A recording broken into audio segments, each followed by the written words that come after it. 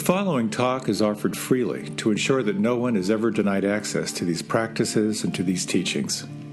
If you feel inspired to make a donation to support this offering, you can go to my website at jonathanfoust.com. While you're there, you can also sign up for a monthly newsletter designed to support you in your practice. Thank you and enjoy.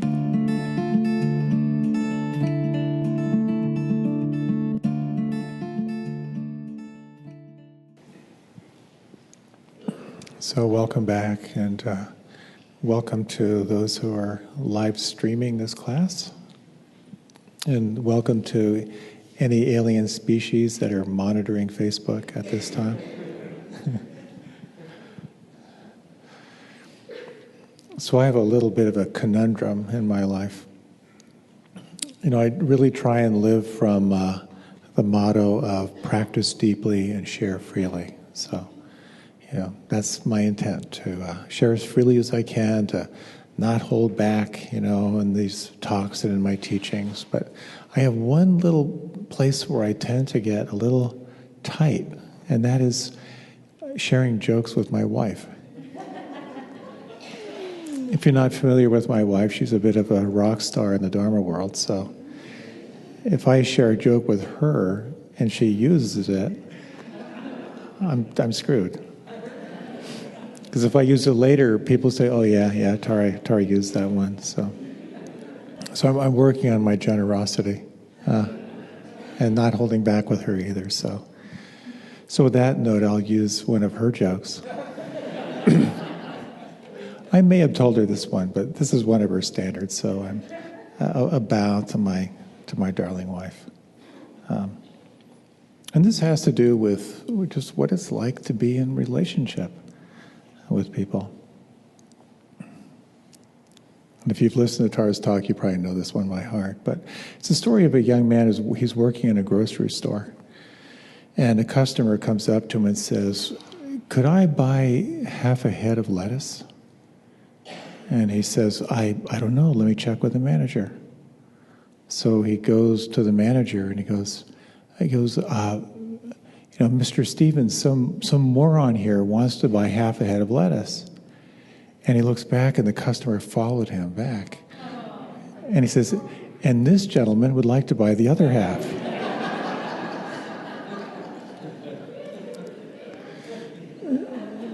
So the store manager is complimenting him and says, you know, I like a guy who's quick-witted like you. I'm going to be opening a store in Toronto, and maybe you'd like to be part of that team. And the kid says, Toronto? The only thing from Toronto are hookers and hockey players. And the manager says, hey, my wife is from Toronto. And he says, really? What team does he play for? What team does she play for? So the most successful people in the world generally are the best communicators. Maybe you've heard that line. I really think there's something to that. You know, there may be some inventors down in their basements who come up with something extraordinary, but for the most part, we are in relationship with each other. And it's those who have the greatest capacity to communicate and be empathic and speak to other people's visions that tend to be the most successful. And it's really, really helpful to take some time to look at this whole principle of wise speech, some of the skillful ways that you can better communicate. I'd like to share with you a formula tonight which has saved me many, many times when I have felt stuck in communications. And it's a process of inquiry, the way I like to present it. Because whenever you're in conflict, there are 4 inquiries that can lead you to a greater sense of clarity. They're simple questions, but they require real rigor. I found the simplest questions are usually the most beneficial. And I'd like to explore this through the lens of how communication falls short. Like what gets in the way of communicating clearly? And I'm aware this could easily be a 5-part series. We're going to look at one little angle here. I want to say up front that I'm drawing from some of the main principles of nonviolent communication, which is a big part of, been very informative for me. And I want to apologize in advance to any experts or aficionados. And I encourage you to explore this more if you're drawn to it. There are incredible resources out there. One of the most challenging things for me is what it's like to have a difficult conversation, where there's something really hard to say. I'm super conflict avoidant. I will pretty much do anything to avoid direct confrontation. And most people are. Most people are really frightened. In particular, when it comes to conflict, what we're really afraid of is anger. And part of that fear of anger is the sense of losing control and the harm that we might do if we were to lose control. So this is a way that can help you to kind of diffuse that a little bit. So what I'd like to talk about is, number one, the failure to see what's true when you're simply caught in your own story and not seeing clearly.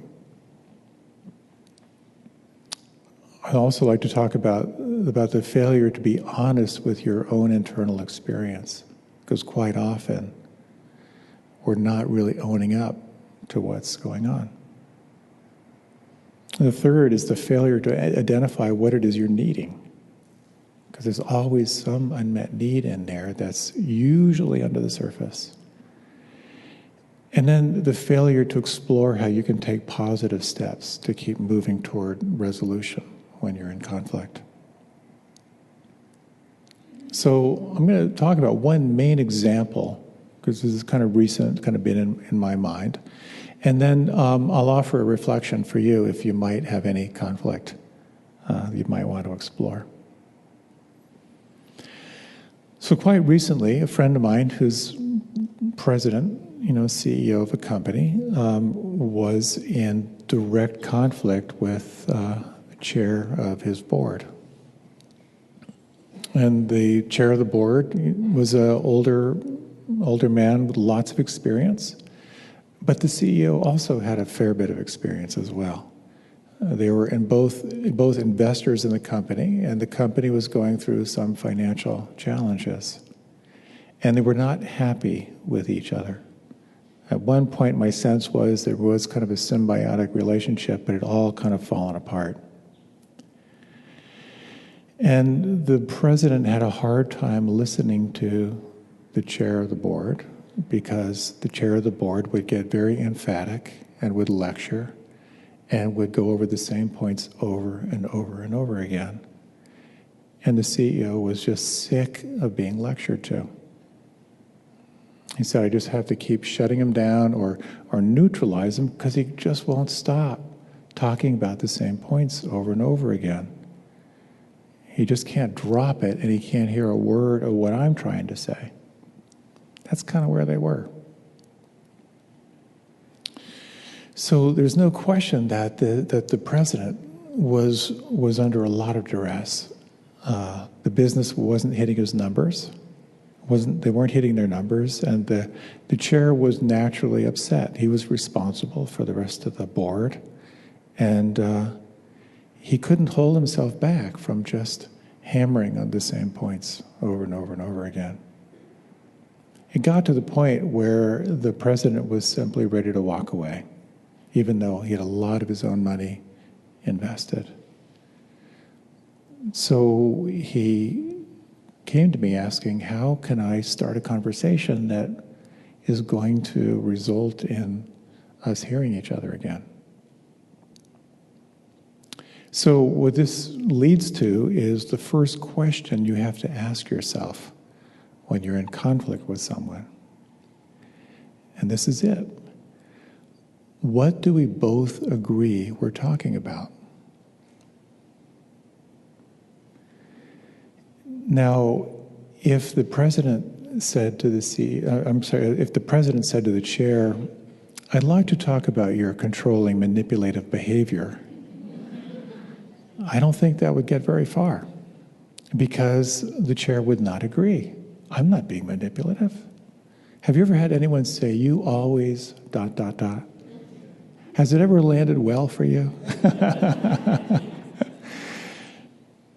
So that question is a mind-blowing question, because it's going to force you into doing a role reversal. It forces you to go into the other person's shoes and imagine what their experience is. So you're going to have to articulate what the issue is so well that the other person agrees that that's the issue. So the very simple question, what do you both agree you're talking about, is incredibly complex. You've got to get into their scene. I've always loved that joke. If you have a difficult conversation, and it might be really challenging, but there's something confrontational, you really need to walk a mile in that person's shoes. And the reason why is because you'll be a mile away and you'll have their shoes.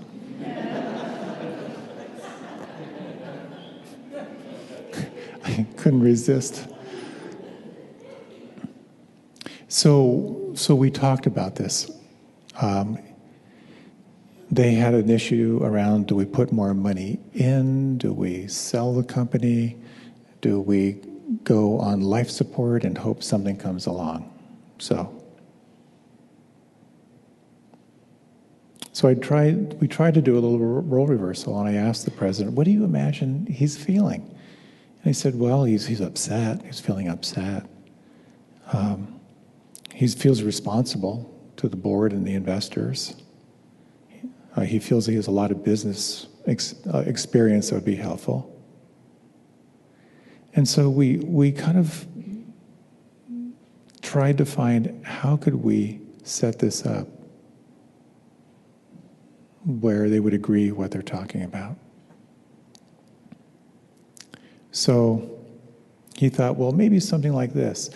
We seem to have some differences about what to do and how to go about addressing where we are with the company.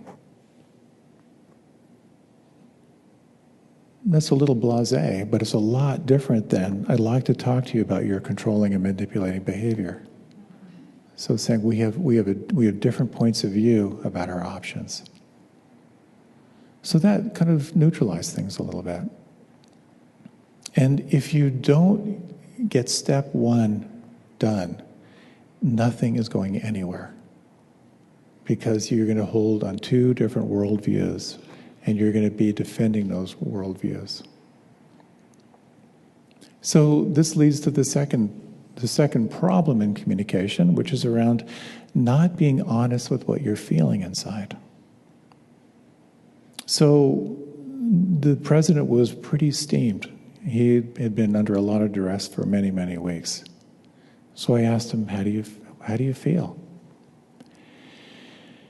Now, there are two challenges here. One is you have to focus on emotions. And the thing is, I've shared before, I once asked a couple in conflict, I asked her, well, how do you feel? And she said, I feel he's an idiot. That's not what we're looking for.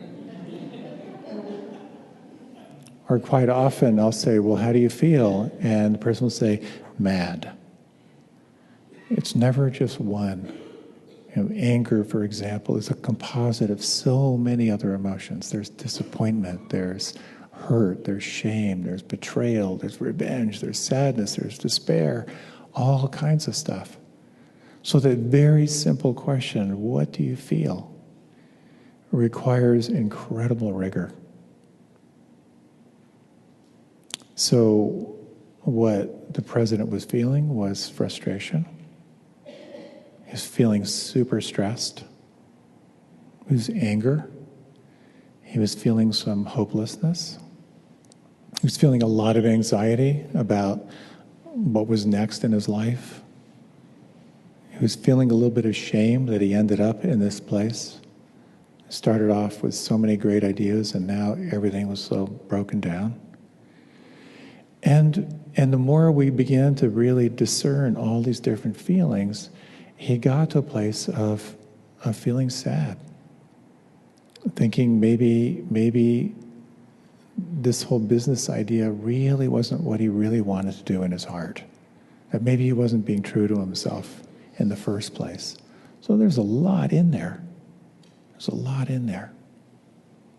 So you can sense the difference here, perhaps, between I'm angry and all the substrata of different emotions. It's not fun to go down that chute, to be really honest and rigorous around what you're feeling. But you're recognizing what's true. And chances are you're recognizing deeper patterns. You recognize some of your conditioning here. And you're recognizing what's between you and feeling free. You're naming it. And just the naming of it, there can be a little bit of relief, or at least just seeing more clearly what's there. And the line that I love when it comes to communication is, what you can't communicate controls you. If there's something you can't say, you are being confined by that. And the corollary is, what you can communicate can set you free. So knowing what's going on is so, so helpful. So being more self-aware of your inner experience is going to reveal some of the underpinnings of all of your conditioning. But you can do more, and this is where it gets really juicy. You can imagine what the other person is feeling. Again, back to the role reversal. So we did a little role reversal with this point of conflict. And he imagined that the chair was feeling angry about this taking so much of his time. You know, he had multiple businesses that he was running. He was anxious around looking bad. He was anxious around losing money. And then a little light bulb came on. He said, I imagine he's feeling frustrated that he's not being heard. So taking the time to really acknowledge what you're feeling when you're in conflict. You know, as Tara described it, as the U-turn. You're looking out there and you look back at yourself. What's really going on in here? It can be really valuable. And in that reflection of what his adversary was feeling, I could tell that he became a little more sensitized to kind of the frustration of the board chair. He realized how important it was for him to be looking good, to look like the hero and the wise business counsel. By the way, when you explore this, I highly recommend you take time to reflect and journal on these 4 questions, because it really takes time to kind of keep sifting down in the inquiry. So the next question will shift you away from blame and more into self-responsibility. It's not an easy one, but it can be really, really helpful. It has to do with the failure to identify what you're needing. So much of our lives are driven by unmet needs. And when you don't stop to really sense what it is you're really needing, what is it you're really hoping for? Oftentimes you can find yourself going on a long, long time, driven by motivations you're not really clear are there. So the president had been spinning for a really long time. He was struggling to get the board to keep coming with more money, to fund them, to bring on the salespeople they needed to bring the numbers up, et cetera, et cetera. And some of the board members are ready to pull out. Others wanted to drive it a little bit further. And he really saw there was at a choice point. You know, they could have more money and try and boost sales again, or they could go on life support, or they could look to sell the company and maybe make their money back, maybe a minimal loss. So he knew what he wanted. He was done. He wanted out. But he wanted to do it as gracefully as he could.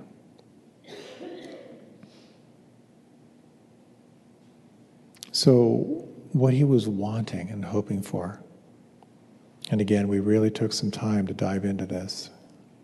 He said he was really hoping to be understood. He wanted the chair of the board to really see his point of view, because he thought he had a really valid point of view, but it wasn't getting across. He was wanting to have a real conversation rather than a power struggle. He was wanting to make the best decision possible. And he really wanted to get through this with his life intact. So again, back to the practice of seeing self in other and other in self. We did a reflection on what were the unmet needs of his adversary, of the chair. And so he sat with that. And he realized that what the chair really wanted, he wanted to be listened to. And he wanted respect. He wanted to be respected for his point of view. He was really hoping that he'd come out as the good guy. And he would be seen as successful and the hero. He saw that he was really hoping to avoid failure. Like failure was completely against his narrative. He was a very hard-driving, successful businessman. But he was also wanting to make the best decision possible. So then we moved into another question, which was to really reflect, if the chair of the board had what he needed, what would that be like? Now, it's very interesting when you do this reflection when you're in conflict and you think, okay, well, what does this person really need? And you think, well, what if I gave that to them? I can pretty much guarantee you that what they need from you will be the last thing in the world you want to give them. Because that's where the real clash is. And what the chair really wanted was to be listened to and to be respected. He wanted to be seen as the wise, kind of successful mentor. And that was the last thing the president wanted to offer him. Remember, he was just saying, he just says the same things over and over and over again. He doesn't listen to me. That was the essence of their conflict. So we did a little visualization. There's a really cool process. I may have done a talk on this a long time ago. It's a Tibetan practice called cha.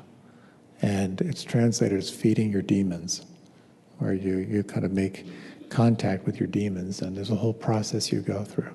But we did a little variation of this, where I kind of had him imagine his adversary sitting across from him, and sort of imagine him as if he was some kind of a entity, other than his body. What would it look like? And he saw this kind of gnarled, tight little being.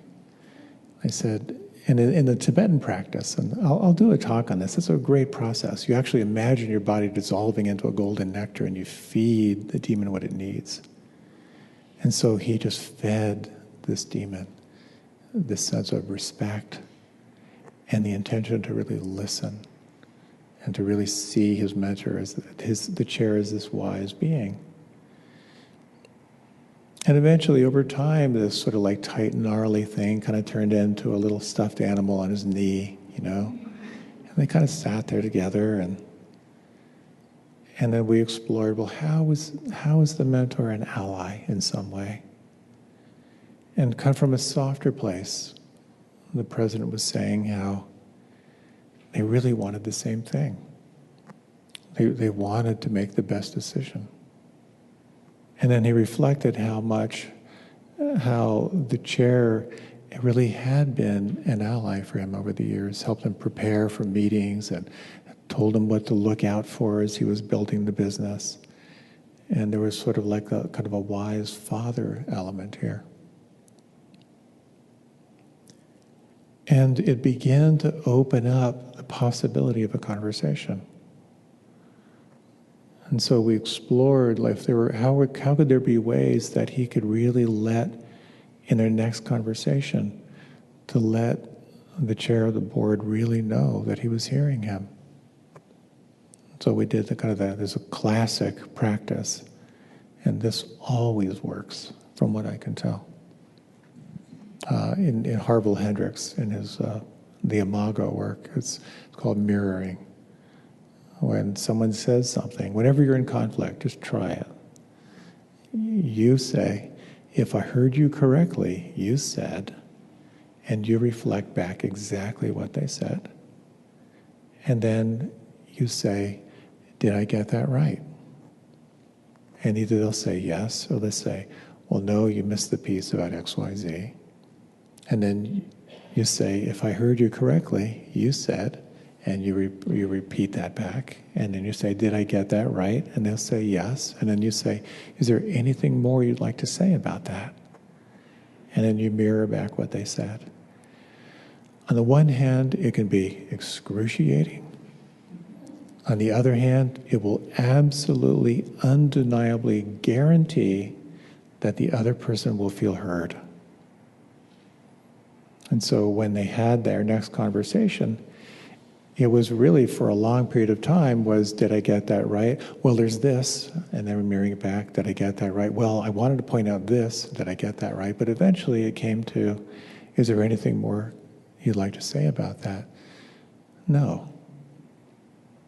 In that moment, something shifted.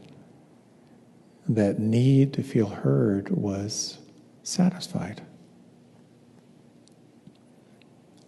This doesn't mean that it's all done and it was tied up in a bow. There's still lots for them to work through in the future. But can you sense how those questions created a shift? First, the role reversal. What do we both agree we're talking about? And then, what do I feel? How intimately can I name that? What is the other person feeling? Can I imagine what that is? What am I hoping for? What am I wanting that's not happening? What is the other person wanting? What are they hoping for that's not happening? When you get both sides of the equation, you're literally seeing self and other in self, and that's when new possibilities can arise. So there's a fourth element here, which is really important, sometimes overlooked, and it has to do with the failure to explore how you can take next steps toward resolution.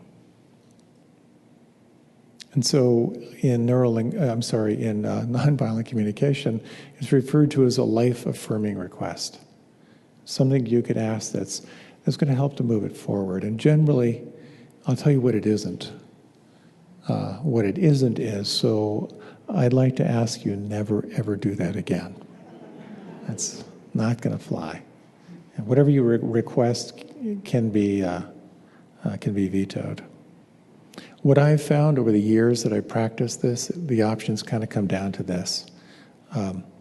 Would you be willing to set up a time when we can talk about this some more? Or would you be willing to tell me what it was like on your side?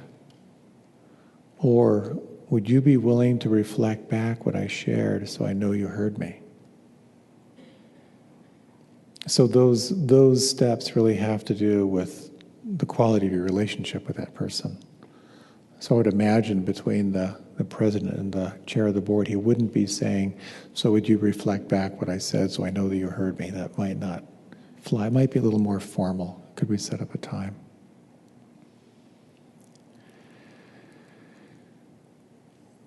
So that whole complete communication from the president to the board chair could be something like this.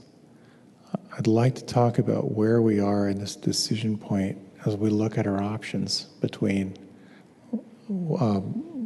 shutting down, selling, or investing more in the company. I'd like to say I've felt some frustration on my end. I've been really stressed about how we can make the best decision for everyone. And I realize what I really want is a conversation where we can look at this clearly, and where we can hear from each other and make the best decision possible. Would you be open to finding a time when we could talk about it? So you get a sense of how that might be heard by someone who's got a little bit of a charge, as opposed to, let's talk about how controlling and manipulative you are. So I'd like to offer a little reflection where you might try this on. And we'll do this just through a series of questions and see where it might take you.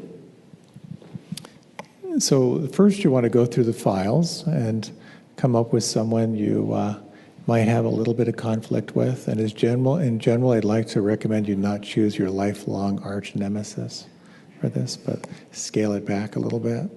There's somewhere where you feel some separation between yourself and another person. So if you like, you can close your eyes.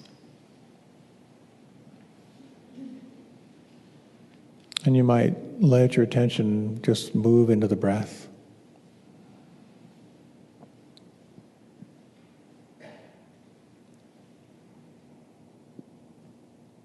And bringing into mind someone you have some conflict with. And if you need a little more time, just raise your left hand.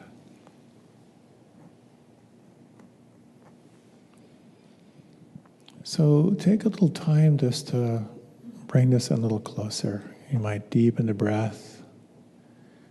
Can you, if you're a visual person, you might visualize this person. Can you see them? A representation in a still image or a video clip. Give a sense of the time of day and the quality of light.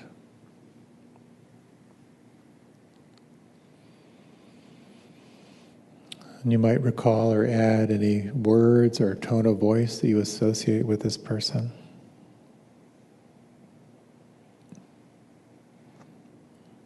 And just to reflect as you think about this person, how does that feel on the inside? How does your nervous system respond to this?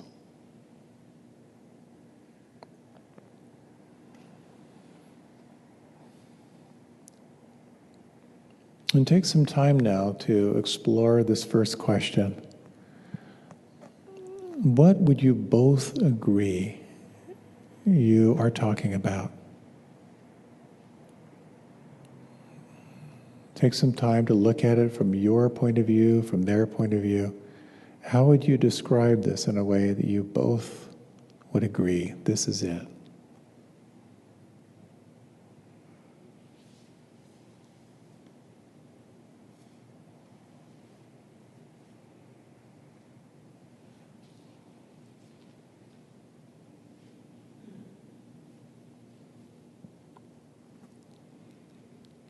And the next inquiry is, as you think about this, what do you feel? How many different emotions can you recognize here? And you might deepen the breath, and as you name them, just sense, can you locate them inside?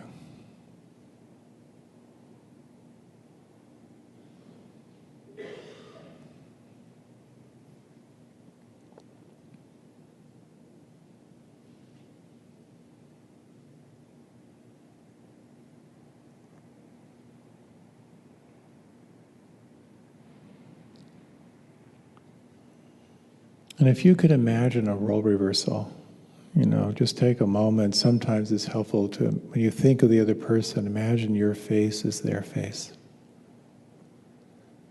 Imagine your hands as their hands.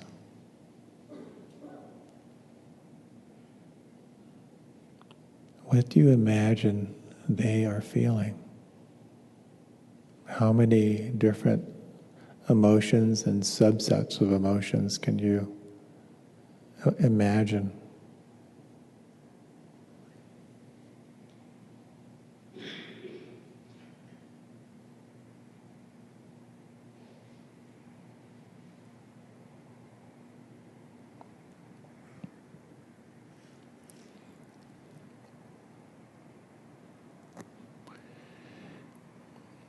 And moving on to the next inquiry around identifying the unmet need. This is the move from blame to self-responsibility.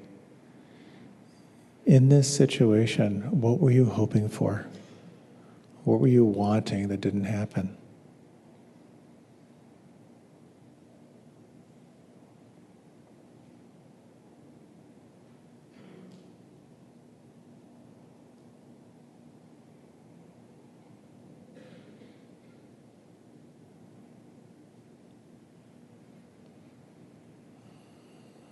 And flipping into the role reversal, what do you imagine the other person was hoping for or wanting that didn't happen for them?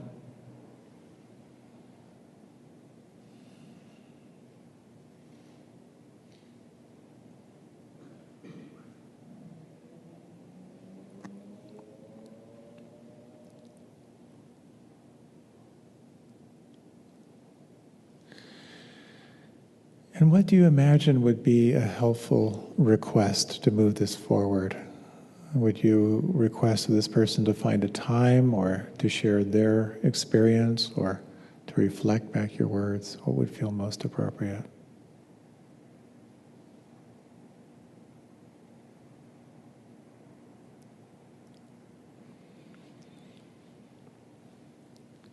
And take a moment now, just a sense if anything has shifted through this inquiry. How do you feel about this situation now? And just taking a moment to reflect on this final question. Regarding this conflict and this relationship, what advice do you have to give yourself?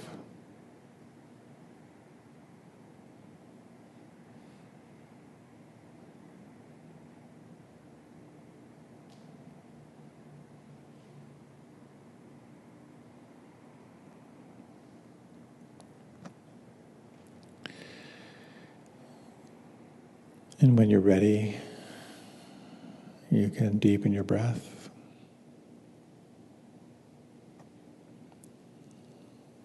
When you're ready, you can open your eyes if you like, or you can remain with them closed.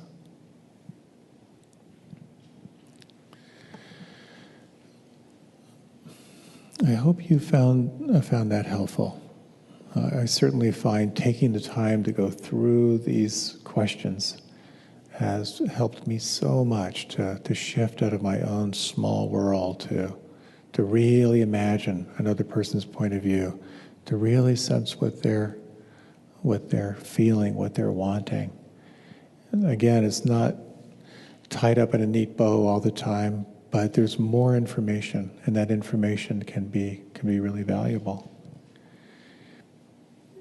In the Buddha's time, there were all these rules around speech, because speech is energy, and speech very, very quickly can devolve into some pretty dark places.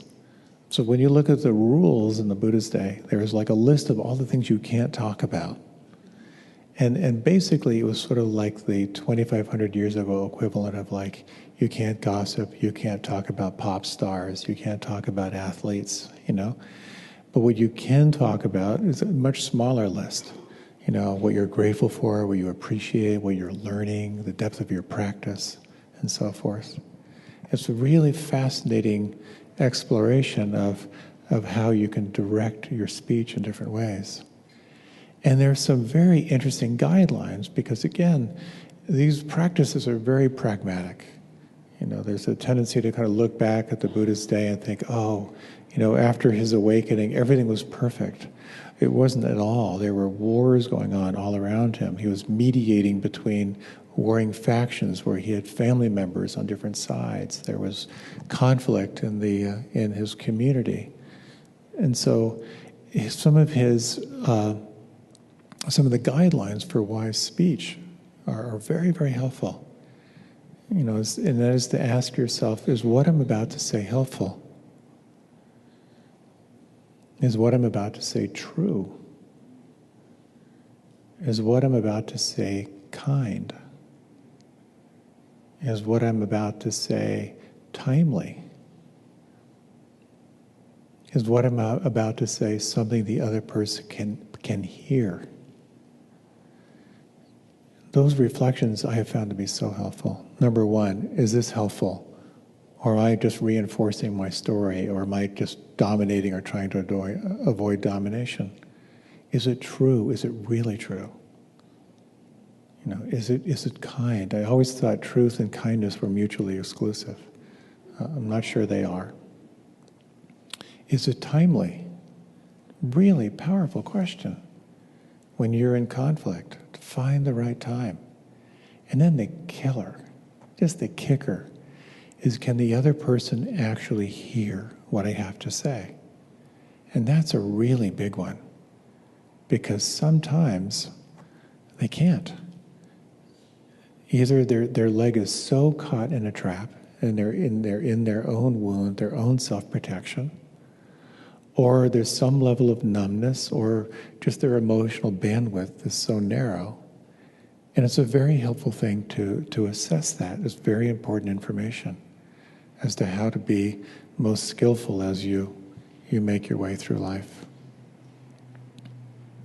I'll share one final thing just in the last few moments, that when it comes to working with difficult people, and again, this is directly from Marshall Rosenberg and nonviolent communication, and this is it's so simple, it's crazy simple, and it is so powerful. In conflict, the best way I can describe this, it's like reaching into a bomb and unscrewing the detonator. It's very simple. I imagine you're feeling ... When someone is angry, I imagine you're feeling angry and frustrated right now. It's stunning how that can create a bridge, or just take the power, that initial power away that might open up a conversation. I've done that I've done that a number of times. Imagine you're feeling really angry right now. Damn straight I'm feeling angry, but at least we're talking. At least that person feels seen and heard. And as I often say, as I share that little tidbit, again from Marshall Rosenberg, it doesn't matter if you're wrong. It really doesn't matter if you're wrong. Now, I practice that a lot, and no one has ever said to me, how dare you try to imagine what I'm feeling? Usually it's that bridge of the willingness to empathically connect to another person that really begins to create the healing. So the bottom line is really back to that practice of seeing self in other and other in self. That is such a healing practice. That when you see anger in another person, that you reflect, yeah, I feel that too. Other people feel this too. And that's the beginning of the bridge to a sense of connectedness.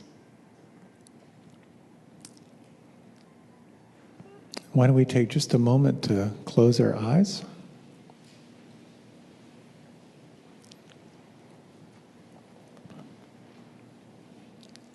Just taking a moment to kind of reflect on just taking some time on this topic of how do you bring wisdom and compassion to difficult relationships.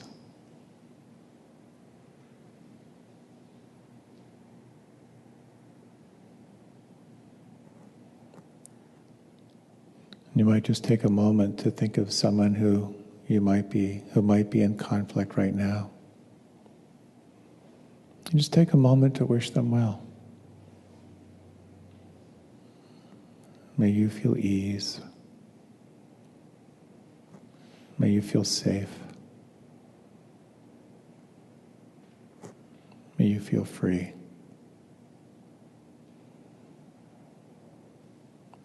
And a sense of just for a moment a world where each being could feel a little more free inside. Where we might all feel safe from inner and outer harm.